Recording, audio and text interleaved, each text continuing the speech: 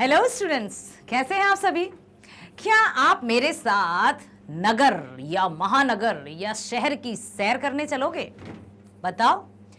बहुत अच्छा होता है। शहर में बड़ी बड़ी इमारतें होती हैं, बहुत अच्छे से चकाचक सब कुछ नजर आता है। लाइक दिस, ऐसा लगता है कि बस देखते ही रहो। क्या आप मेरे साथ ऐसे नगर में जाना चाहोगे, या फिर आप मेरे साथ वैसे नगर में जाना चाहोगे जिसकी चर्चा की है लेखक सुजाता जी ने? अब आपका जवाब बताओ मुझे, हां या ना, यस या नो। आपका जवाब हां में होगा तब भी सही ही होगा, और आपका जवाब ना में होगा तब भी सही होगा। बताओ कैसे? क्योंकि आप हो शिक्षित। आप नगर में जाओगे और अपने आप को लाचार तो नहीं पाओगे, और अपने आप को अव्वल दर्जे का बनाने रखने के लिए, अपनी शिक्षा में 4 चांद लगाने के लिए, अपने बेस्ट एजुकेशन प्राप्त करने के लिए मैग्नेट ब्रेन्स पर बने रहना है आपको। लाली वर्मा मैडम मैग्नेट ब्रेन्स के हिंदी मीडियम चैनल पर आप सभी प्यारे प्यारे होनहार, कर्मठ, लगनशील और मेहनती स्टूडेंट्स का दिल से स्वागत करती हैं, हृदय से स्वागत करती हैं। साथ ही साथ हमेशा की तरह ये आशा भी करती हैं कि आप सभी स्वस्थ होंगे, खुश होंगे, प्रसन्नचित होकर अपने सभी कार्यों को कर रहे होंगे। बस मैं इतना चाहूंगी कि आप पढ़ लिख कर शिक्षा प्राप्त करो और अच्छे से समझदारी के साथ, बुद्धिमत्ता के साथ, साथ में अपने हृदय में मानवता की भावना के साथ अपना जीवन यापन करो। क्योंकि मनुष्य सिर्फ रंग रूप या डील डॉल या शारीरिक रूप से संरचना के आधार पर ही मनुष्य मनुष्य नहीं कहलाता। जब तक हमारे अंदर मनुष्यता की भावना नहीं है, जब तक अंदर हमारे मानवता की भावना नहीं है, तब तक हमारा जीवन पशु की भांति होता है। तो अपने जीवन को मनुष्य होकर मनुष्यता के साथ निभाना है। फिर हम चाहे शहर में जाएं, नगर में जाएं, गांव में रहें, देश में जाएं या विदेश में जाएं, हम अपनी पहचान कभी धूमिल नहीं होने दे सकते। धूमिल का अर्थ हम कभी अपनी पहचान को खोने नहीं दे सकते। इसी एजुकेशन को, इसी शिक्षा को, जिसके आधार पर व्यक्ति सम्मानीय बनता है, सफल बनता है, अपने लक्ष्य की पूर्ति करता है, अपने जीवन को बड़े आराम से जीता है। आराम से मतलब सारी सुख सुविधाओं के साथ, जितनी मेहनत करता है उसके साथ खुशी खुशी जीता है, वो होता है एजुकेशन पर। और मैग्नेट ब्रेन्स देता है कक्षा 7वीं से 12वीं तक की ऑनलाइन एजुकेशन एकदम फ्री। कहने में यह है कि बस हम कह रहे हैं कि मैग्नेट ब्रेन्स देता है एजुकेशन फ्री, लेकिन आप जरा सोचिए, एजुकेशन फ्री, जहां कुछ भी फ्री नहीं मिलता, वहां शिक्षा जिसके आधार पर सब कुछ प्राप्त किया जा सकता है, वो बेस ही फ्री है, वो नींव ही फ्री है। मैग्नेट ब्रेन्स कक्षा 7वीं से 12वीं तक की ऑनलाइन स्कूल एजुकेशन फ्री देता है। साथ ही साथ सभी प्रकार की प्रतियोगी परीक्षाओं के वीडियोस भी फ्री प्रोवाइड करता है। क्योंकि हम चाहते हैं कि हमारे समक्ष जितने भी विद्यार्थी हैं जो बड़े होनहार हैं, सैल्यूट करती हूं मैं आपको। मुझे पता है आप लोग बहुत बुद्धिमान बालक हैं, बालिकाएं हैं, स्टूडेंट्स हैं, बच्चे हैं। तो अपनी इसी बुद्धिमत्ता को और अधिक निखारने के लिए, अपने लक्ष्य की पूर्ति के लिए, आगे बढ़ने के लिए, अपने आप को गरिमामय जीवन बिताने के लिए, अपने आप में सम्मानीय बनने के लिए, अपने परिवार, अपने परिजनों, अपने समाज और अपने देश का नाम रोशन करने के लिए बने रहो मैग्नेट ब्रेन्स पर, जहां पर एक भी पैसा आपको नहीं देना है, कभी नहीं देना है। कभी नहीं देना मीन्स कभी नहीं देना। फ्री है, फ्री रहेगा हमेशा। ठीक है।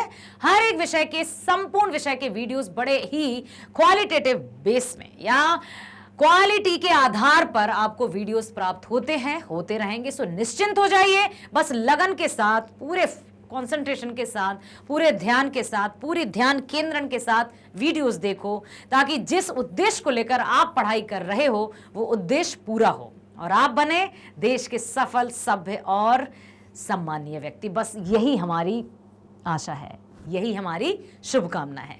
सो मेरे प्यारे विद्यार्थियों, हमने अपनी पूरक पाठ्यपुस्तिका वर्णिका का पाठ 4 शुरू कर दिया है, जो नाम है नगर। नगर जानते ही हो यदि देखा जाए जनसंख्या की दृष्टि से या विकास की दृष्टि से या डेवलपमेंट जिसको कहते हैं उसकी दृष्टि से तो नगर काफी विकसित रहते हैं। वहीं गांव की हम बात करें तो जनसंख्या भी कम रहती है, परिवार या जो भी मकान रहते हैं वो कम रहते हैं, जनसंख्या कम रहती है, डेवलपमेंट या विकास भी कम ही रहता है, शिक्षा की भी बड़ी कमी ही रहती है। तो अब यदि नगर और ग्राम की बात की जाए, मतलब नगरों की और गांव की बात की जाए, जहां पर गांव के लोगों को लगता है कि वाह क्या बात है, कितने अच्छे हैं, चमक धमक, लेकिन शिक्षा से रहते हैं वंचित। शिक्षा के अभाव में व्यक्ति कहीं भी विजय प्राप्त नहीं कर पाता है, वो बिल्कुल वहीं तक सीमित रहता है जहां शुरू में था वहीं अंत में भी रहता है। तो शिक्षित होना व्यक्ति के लिए बहुत जरूरी है। शिक्षा के माध्यम से ही हम विकास की ओर जा सकते हैं, आर्थिक स्थिति भी हमारी मजबूत कर सकते हैं, व्यवहार कुशलता भी हमारे अंदर आ सकती है, सारे गुण, सारे व्यक्तित्व, सारी मानवता भी आ सकती है। लेकिन इसका तात्पर्य यह नहीं कि हम गांव को यूं ही समझ लें। गांव है हमारी नींव, भारतवर्ष की पहचान है गांव से, खेती से, कृषकों से। अब यहाँ इस जो चैप्टर में बताया गया है वो आपको पता ही होगा कि एक गांव की महिला जो कि विधवा रहती है, अपनी बीमार बेटी को इलाज कराने के लिए लाती है शहर में, और शहर में वो किस नगर में एक बड़े से अस्पताल में लेकर आती है, क्योंकि जो प्राइमरी हेल्थ सेंटर थे, जब चेकअप किया गया डॉक्टर्स ने तो कहा कि नहीं इसको बुखार इसका बिगड़ चुका है, बुखार बढ़ चुका है, आप नगर में ले जाइए, बड़े अस्पताल में ले जाइए। तो बेचारी माँ ले जाती है अपनी बेटी को बड़े अस्पताल में। लेकिन बड़े अस्पतालों की स्थिति क्या है? नाम बड़े और दर्शन छोटे, सुना है ना? नाम बड़े और दर्शन छोटे, दर्शन छोटे, भोली भाली, क्या है, भोली सूरत दिल के खोटे, नाम बड़े और दर्शन छोटे। जो हमें लगता है कि वाह कितने अच्छे शहर हैं, कितने अच्छे लोग हैं, कितने अच्छे से रहते हैं, तो सूट बूट या बाहरी चमक दमक तो हमने देख ली, लेकिन क्या उन लोगों के अंदर मानवता है? क्या उनके अंदर दया, करुणा, परोपकार, ममता, वात्सल्य, प्रेम, सहायता, ये सारी भावना है? यदि नहीं है तो नहीं बनना हमें नगरीय जीवन का सदस्य, नहीं जाना हमें उस नगर में, हम गांव में ही ठीक है। ठीक है, तो ऐसी ही कुछ कहानी है जो सुजाता जी ने नगर के माध्यम से हमें समझाने का प्रयास किया है कि किस तरह से नगर के लोग अपने आप में पूरी तरह से अपने आप में स्वार्थी हो गए हैं, पूरी तरह से वे सेल्फ सेंटर्ड हो गए हैं। उनको लगता है कि हमारा जीवन सिर्फ हमारे लिए है, जिम्मेदारी की, 7-8 घंटे की नौकरी की, आ गए अस्पताल में या किसी भी ड्यूटी पर चले गए, आ गए, साइन किया, चले गए, साइन किया, बस ये उनको लगता है कि बस हम आ रहे हैं, हम जा रहे हैं, काम हमारा पूरा हो गया। लेकिन कहीं ना कहीं वो अपने उत्तरदायित्व से, अपने जवाबदारी से अपने आप को दूर रखते हैं और उनको लगता है कि हम तो बहुत अच्छा जीवन जी रहे हैं। मतलब उनका जो उद्देश्य सिर्फ पैसा पैसा करते हैं, सिर्फ और सिर्फ पैसा कमाना ही उद्देश्य है। मैं आपसे यहां कहना चाहूंगी कि अपने जीवन में सिर्फ और सिर्फ पैसा कमाना ही उद्देश्य कदापि मत रखना। पैसे तो कई तरीके से कमाए जा सकते हैं, लेकिन हमें मानव मूल्यों को हृदय में बसाकर और सम्मान पूर्वक जीवन जीना है और धन कमाना है। धन के दलदल में नहीं फंसना है, किसी भी बाहरी आडंबर या भौतिक वस्तुओं की जो चमक दमक है उसकी होड़ में कभी शामिल नहीं होना है। यदि हम उसकी होड़ में शामिल हो गए तो हम एक ना एक दिन पछताएंगे जरूर। अपने अंदर संतोष की भावना को स्थान देना है, सेटिस्फैक्शन, कि भाई हम सीढ़ी दर सीढ़ी आगे जाएंगे, हमें छलांग नहीं लगाना, छलांग लगाएंगे तो औंधे मुंह नीचे ही गिरना पड़ता है। कहते हैं ना, पक्षी को आकाश में उड़ने की बहुत चाह रहती है, ऊंची उड़ान भरने की चाह रहती है, उड़ता जाता है, लेकिन जब उसको भूख लगती है, जब थकता है, आता नीचे ही है। ठीक उसी तरह से व्यक्ति कब तक उस लालच रूपी दलदल में धंसता जाता है और जब आंख खुलती है, जब उसको अक्ल आती है तो वो बहुत समय हो जाता है। ठीक है, यही नगरीय जीवन का भी कुछ हाल है। आइए जानते हैं लेखक सुजाता जी के विचारों को, और सबसे पहले हम जानते हैं उनके जीवन परिचय के बारे में और जानते हैं कि वे किस तरह की रचनाएं लिखते थे, उनका वास्तविक नाम क्या था। नमन करते हैं हम सभी साहित्यकारों को सभी सभी भाषाओं के साहित्यकारों को, जिन्होंने भारत का नाम रोशन किया, जिन्होंने अपनी कलम, अपने विचार और अपनी रचनाओं के माध्यम से भारत को एक शिक्षित राष्ट्र घोषित किया, अर्थात अपनी रचना, अपने विचारों के माध्यम से संपूर्ण विश्व में भारत की एक अच्छी और अनूठी पहचान बनाई। सुजाता जी का वास्तविक नाम एस रंगराजन है। कई प्रश्न आ सकते हैं, है ना, कि उनका वास्तविक नाम क्या है, N Rangarajan, M Rangarajan, S Rangarajan, तो सुजाता से ऐसे याद रखना, ठीक है। इनका जन्म 3 मई 1935 में चेन्नई, तमिलनाडु में हुआ। अपनी रचना शैली तथा विषय वस्तु के द्वारा इन्होंने तमिल में उल्लेखनीय बदलाव किए। मतलब इनकी रचना शैली, जो लेखन की स्टाइल थी, लिखने की स्टाइल थी, वो बहुत बेस्ट थी। साथ ही साथ जो भी ये टॉपिक चूज करते थे वो एकदम बहुत अच्छा टॉपिक रहता था, बहुत अच्छा विषय रहता था। टॉपिक को ही हिंदी में विषय वस्तु कहते हैं। जैसे नगर, सोचो आपने, बातें सब करते हैं, ये हो रहा है, वो हो रहा है, लेकिन अपने विचारों को एक स्ट्रक्चर्ड फॉर्म में, एक बहुत अच्छे से रूपरेखा के साथ प्रस्तुत करना, ये इनकी कला रही है। तो इसमें उन्होंने बहुत, तमिल कहानी में कई अच्छे अच्छे बदलाव किए। इनकी रचनाएं खूब लोकप्रिय रहीं, पॉपुलर रहीं। इन्होंने कुछ अभिनय नाटक भी लिखे, इनके कुछ उपन्यासों पर चलचित्र भी बने, मूवीज या नाटक भी बने। इनकी 25 से अधिक कृतियां प्रकाशित हो चुकी हैं, जिनमें कर ये लान, शैमकुपु, कनवुत तोलिश्ताले आदि उपन्यास काफी चर्चित हैं और सम्मानित भी हुए। यह कहानी आधुनिक तमिल कहानियां नेशनल बुक ट्रस्ट इंडिया से यहाँ साभार संकलित है। साभार का मतलब समझते हो, आभार सहित, कि बिल्कुल आप अपने सिलेबस में ले सकते हैं या दे सकते हैं, ठीक है। इस कहानी के अनुवादक के जमुना जी हैं। इस कहानी का हिंदी में अनुवाद किया है के जमुना जी ने। दृश्य भी देख सकते हैं आप, एक अस्पताल का दृश्य नजर आ रहा है। अब अस्पताल या डॉक्टर्स को भगवान सेकंड गॉड मानते हैं, और वो है भी। हम किसी पर उंगली उठाने नहीं आए हैं, किसी को या किसी पर हम कटाक्ष भी नहीं कर रहे हैं, किसी के कर्म को हम छोटा या निम्न बताने की कोशिश भी नहीं कर रहे हैं। यहाँ पर हम हर एक व्यक्ति को शामिल करते हुए ये बताने का प्रयास कर रहे हैं कि हम किसी भी फील्ड में क्यों ना हो, अपने अंदर मानवता की भावना को सबसे ऊपर रखना है। बस जो भी फील्ड हो, कोई सी भी फील्ड हो, चाहे वो अभिनय हो, चाहे कला हो, चाहे राजनीति हो, चाहे जल सेना, थल सेना, मतलब कुछ भी हो, चाहे डॉक्टर, इंजीनियर्स, कुछ भी हो, स्कूल टीचिंग, कुछ भी हो, हर एक फील्ड में, जिस भी फील्ड में हम, सबसे बड़ा धर्म, सबसे बड़ा कर्म, सबसे ऊपर मानवता होनी चाहिए। बस कोई धर्म उससे ऊपर नहीं है। हिंदू, मुस्लिम, सिख, ईसाई, जो आपस में हम सब हैं, कोई इसे ऊंचा मानता है, कोई उसे ऊंचा मानता है, भाई सब मिलजुल कर रहो, और सबका एक धर्म, एक कर्म होना है, वो है मानवता। क्योंकि कहीं ना कहीं क्यों, हम हैं तो सब मानव ही ना, हैं तो उस परम पिता परमेश्वर की, चाहे हम उसको ईश्वर कहें, चाहे हम उसको अल्लाह कहें, उसकी संतान है, ठीक है। तो सबसे बड़ा धर्म है मानवता का धर्म, और उसी मानवता के धर्म को यहाँ पर सुजाता जी ने नगर कहानी के माध्यम से हम सबके समक्ष प्रस्तुत किया है। इस कहानी के माध्यम से उन्होंने नगरीय जीवन की चमक दमक, और जो बहुत बड़ा बड़ा सा दिखाई देता है ना कि अरे वाह नगरों में ऐसा है, अरे ये है, वो है, वहां जितनी चमक दमक उतनी छोटी सोच, अर्थात जितने बड़े लोग उतनी ही निम्न मानवता। लाइक खजूर का पेड़, सुना है आपने, बड़ा हुआ सो क्या हुआ, जैसे पेड़ खजूर, बड़ा हुआ सो क्या हुआ, जैसे पेड़ खजूर, पंथी को छाया नहीं, फल लागे अति दूर। किसी का भी नाम आप ले सकते हैं, जिनकी भी आप, इस तरह से खजूर का पेड़ बड़ा सा रहता है ना, बड़ा सा रहता है, अब फल भी लगे हैं उसमें कई तरह के। राहगीर यहाँ से गुजर रहे हैं, है ना, यहाँ से आ रहे हैं राहगीर, जा रहे हैं राहगीर, आ रहे हैं राहगीर, इसमें फल लगे हैं, लेकिन ना तो वो पंथी को, मतलब जो राहगीर है, उसको छाया ही प्रदान करता है, और ना ही किसी को फल प्रदान करता है। तो ऐसे बड़े होने का तात्पर्य क्या है?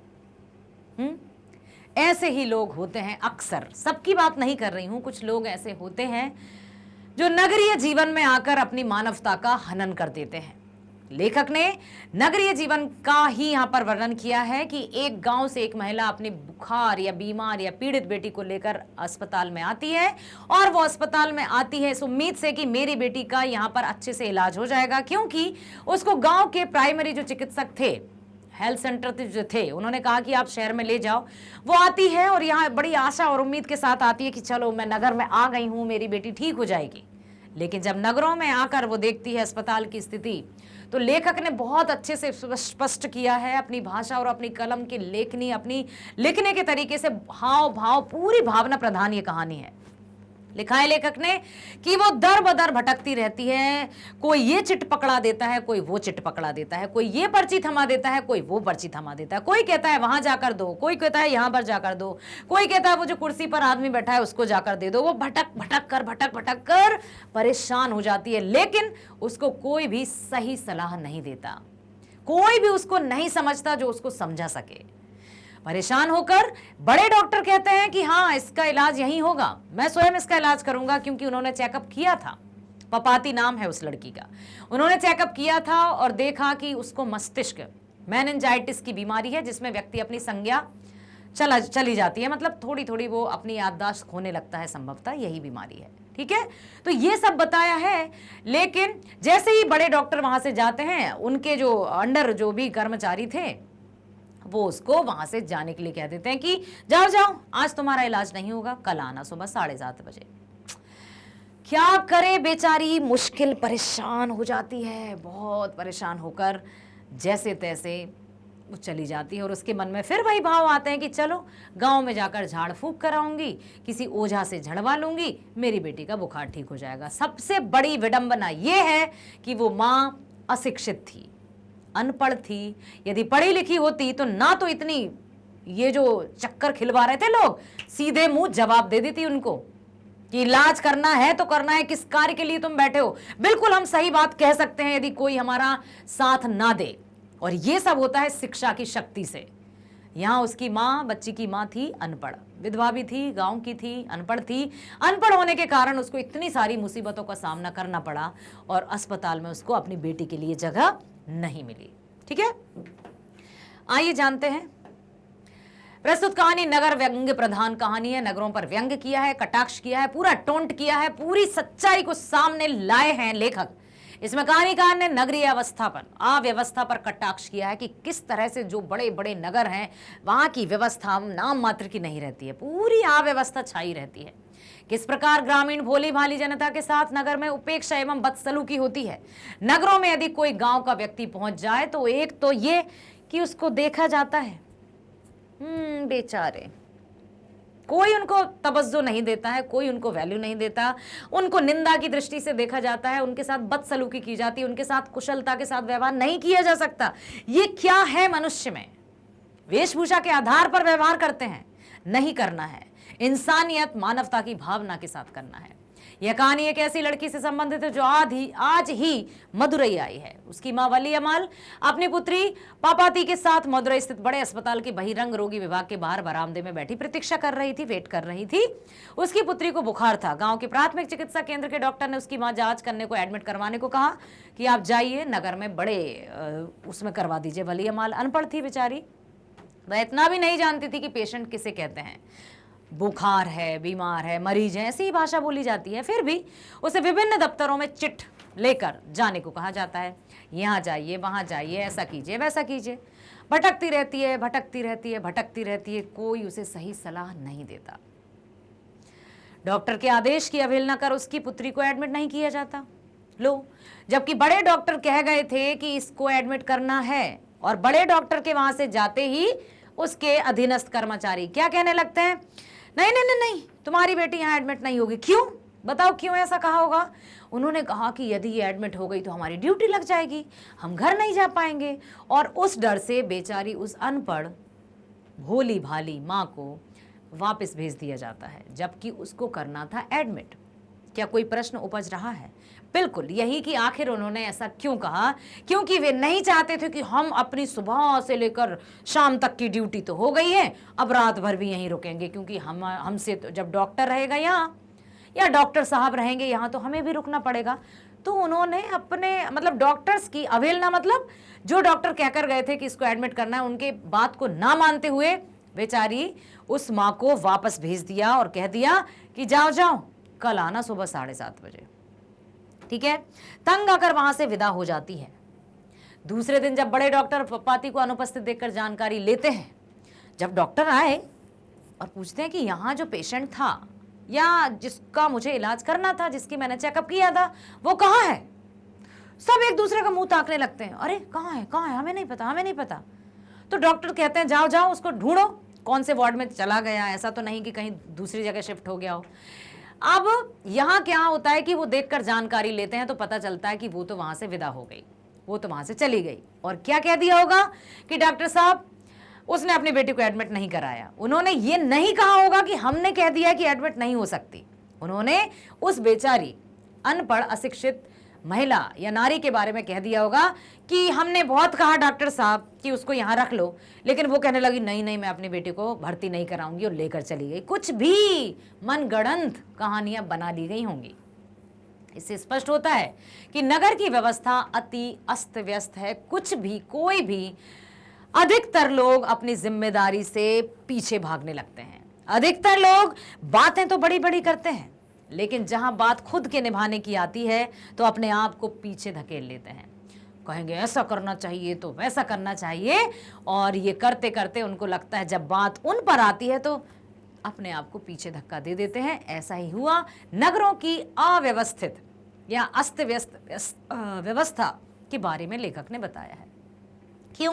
क्योंकि यहाँ पर तो पैसे का खेल है। जिसकी जेब भरी होगी उसके आगे जी हजूरी करेंगे। वो देख रहे थे कि बेचारी जो माँ है वो तो गांव की है, अनपढ़ है, इसके पास पैसे कहाँ होंगे। वहीं यदि उसकी जगह कोई अच्छा पढ़ा लिखा व्यक्ति होता, सूट बूट में होता, बड़ी गाड़ी वाड़ी से आया होता, तो उसके सामने 24 घंटे नतमस्तक रहते, सिर झुकाए खड़े रहते, बिल्कुल ऐसे जी जी जी। क्यों? क्योंकि वो कुछ दे देता ना उनको। बस पैसे का बोलबाला, पैसा पैसा पैसा पैसा। कहाँ मर गई है मानवता? कहाँ चली गई हमारी इंसानियत? इंसान होकर दूसरे इंसान का दुख दर्द नहीं समझ रहे हैं। फिर पशु और हम में क्या अंतर? फिर ये सब बताया है। ठीक है, गरीब एवं ग्रामीण के लिए कोई जगह नहीं है बड़े बड़े नगरों में। उसे लेकर गांव के प्राइमरी हेल्थ सेंटर गई तो डॉक्टर ने कहा ही था एक्यूट केस ऑफ मेनिंजाइटिस। फिर बारी बारी से दूसरे डॉक्टर ने देखा, बड़े डॉक्टर ने एडमिट करने को कहा। वली अम्माल ने बड़े डॉक्टर से पूछा, बाबूजी बच्ची अच्छी हो जाएगी ना? डॉक्टर ने कहा पहले एडमिट करवा लें, फिर चेकअप करते हैं, इस केस को मैं स्वयं देखूंगा। ये कहकर चला गया था डॉक्टर धनशेखरन श्रीनिवास को सारी बात समझाकर बड़े डॉक्टर के पीछे दौड़े। श्रीनिवासन ने वली अम्माल से कहा, ये ले, इस चिट को लेकर सीधे चली जा और सीढ़ियों के ऊपर जो कुर्सी पर एक सज्जन बैठा है उसको दे देना। फिर जाती है, वहां देखती है कुर्सी खाली, कोई कुर्सी पर कोई नहीं बैठा है। क्यों? उन्होंने देख लिया कोई नहीं है, चले गए घूमने फिरने, टाइम पास करने। और कुछ समय बाद बेचारी वो बैठी रहती कि वो कब आएंगे, कब मैं उनको चिट्ठ दूंगी। ये सब बच्ची को, मतलब उन्होंने कहा कि बच्ची को यहीं लेटी रहने दो। वली अम्माल जब चिट्ठ लेकर सीधी चली गई तो कुर्सी खाली थी। थोड़ी देर बाद सज्जन अपने भांजे को भर्ती कराकर लौटे। अपने प्राइवेट मतलब अपने निजी कामों में व्यस्त हो गए। ठीक था उनका, ओके, भांजा था, उसको एडमिट कराने लगे। सबको लाइन लगाने को कहा, हाँ हाँ हाँ, जो भी खड़े हैं सब लोग लाइन में आ जाओ। देख रहे थे ना वेशभूषा कैसी है, कौन है। वेशभूषा के आधार पर व्यक्ति अपना रवैया ही चेंज कर लेता है, व्यवहार ही बदल लेता है। नहीं करना है ऐसा। सबको लाइन लगाने को कहा। आधे घंटे के बाद वली अम्माल से कहा, इस पर डॉक्टर के दस्तखत नहीं है, जाओ डॉक्टर के दस्तखत करा के लाओ। दस्तखत मतलब समझते हो ना, सिग्नेचर, साइन, हस्ताक्षर। दस्तखत करवा कर ले आओ। फिर वेतन आदि के बारे में पूछकर चिट देकर कहा। पहले ये भी कहा, वेतन पूछा, क्यों, कितने पैसे लाई हो, ऑपरेशन करवा पाओगी या इलाज करवा पाओगी। सारी जानकारी ले ली कि इसके पास कितने पैसे होंगे। क्यों? वो जानना चाहते थे कि इसके पास यदि पैसे वैसे हुए तो मैं इसका काम करवा दूंगा, क्योंकि मैं भी कुछ पैसे ऐंठ लूंगा। दस्तखत करवा कर ले आओ। फिर वेतन के बारे में पूछ गए। इसे देकर सीधे जाकर बाएं मुड़ना, तीर का निशान होगा, 48 नंबर कमरे में चली जाना। वली अम्माल को कुछ भी समझ में नहीं आ रहा था। एक तो बेटी की तबीयत खराब, दूसरा बेचारी अनपढ़, इतना बड़ा अस्पताल, सारे रास्ते एक से लग रहे थे, कहाँ जाए, ऊपर जाए, नीचे जाए, कैसे जाए, समझ में नहीं आ रहा था। ठीक है, वली अम्माल को कुछ नहीं आया। इधर उधर घूमकर एक कमरे के पास पहुंची। वहां एक आदमी ने चिट ले ली। कुछ देर बाद पापाती का नाम पढ़कर कहा, इसे यहां क्यों लाई? लो, ले इसे लेकर सीधे चली जा, और अपने काम में लग गया। वह बहुत भीड़ थी वहां। एक व्यक्ति ने उससे चिट ली और बोले कि अरे इसे यहाँ क्यों ले आई? क्योंकि हर व्यक्ति अपनी अपनी सलाह देने लगता है, ऐसा नहीं करना था, वैसा नहीं करता, मुफ्त की सलाह, बिना उसकी सलाह। और देता किसको है? देख लेता है ना सामने वाले को कि कौन उसकी बात सुन रहा है, कौन कैसा है। ठीक है, वहां बड़ी भीड़ थी। एक आदमी ने चिट रखकर आधे घंटे बाद, अब चिट तो रख ली, बहुत भीड़ थी कि हाँ लाओ, बैठी रही बेचारी, बैठी रही बैठी रही बैठी रही, आधे घंटे से ज्यादा का समय हो गया। और कहा, नाम पुकार कर कहा, इस समय जगह नहीं है, कल आना सुबह 7:30 बजे। पहले ही कह देते। और किसने आपको परमिशन दी कि आप ऐसा जवाब दे दो? लेकिन कह दिया गया, कल सवेरे 7:30 बजे आना। वली अम्माल भागी, चक्कर काट कर सीढ़ी के पास फिर पहुंच गई। बगल का दरवाजा बंद था। इसी में उसकी बेटी स्ट्रेचर पर दिखाई पड़ी। स्ट्रेचर जानते हो ना, बिल्कुल जहां पर मरीज जाते हैं। पास वाले आदमी से गिड़गिड़ाकर बोली, साहब दरवाजा खोलो, क्योंकि दरवाजा बंद कर दिया था, बेटी अंदर थी। क्या बोलने लगे? टाइम इज ओवर, समय समाप्त हो गया है, अब दरवाजा नहीं खुलेगा। मेरी बेटी अंदर है, उसने कहा सब बंद हो चुका है, 3 बजे आना। अरे भाई, क्या दिखाई नहीं दे रहा है? आंखों के होते हुए अंधे हो गए हैं, कानों के होते हुए बहरे हो गए हैं लोग, मुंह के होते हुए 2 शब्द प्यार के नहीं निकाल पा रहे हैं, गूंगे हो गए हैं लोग। क्या हो गया है लोगों को? अब क्या करे बेचारी? इसी बीच एक आदमी ने कुछ पैसे देकर दरवाजे खुलवाए। चलो, कोई एक व्यक्ति मिल गया जिसने उस जो ताला वाला लगा था ना, उसको कुछ पैसे दिए, दरवाजा खोल दिया। देखो, पैसे मिल गए, घूस मिल गई, दरवाजा खुल गया। फिर बेंच पर बैठकर खूब रोई बेचारी। वली अम्माल भीतर दौड़ गई और अपनी पपाती को कलेजे से लगाकर बाहर आई और बहुत रोने लगी। मजबूर थी, क्या करती? उसे समझ में नहीं आ रहा था कि अगली सुबह क्या करे। फिर सोचा, इसे तो मामूली तो बुखार ही तो है। वो नहीं समझ पाई थी कि मेनिंजाइटिस होता क्या है। बुखार है, कोई बात नहीं, मैं तो गांव ले जाती हूँ, फिर से अपने गांव चली जाती हूँ, कम से कम वहां ओझा या झाड़ फूक करने वाले इसको झाड़ कर सही तो कर देंगे। Because of only lack of education, अशिक्षित थी, अनपढ़ थी, इस कारण उसको लगा कि मैं तो अब वापस ही ले जा रही हूं, मुझे नहीं कराना यहाँ इलाज। परेशान भी हो गई थी। ठीक है, वापस चलती हूँ, वैद्य जी को दिखा दूंगी, माथे पर खड़ी मिट्टी का लेप कर दूंगी, अगर पपाती ठीक हो गई तो वैद्येश्वर जी के मंदिर जाकर भगवान को भेंट भी चढ़ाऊंगी। सारे विचार किए जा रही थी। वली अम्माल का साइकिल रिक्शा बस अड्डे की ओर बढ़ चला। उसने बुला लिया रिक्शा वाले को और वो चल पड़ी। मतलब वहां से थक हार गई। थक हारने के पीछे का कारण पता है ना?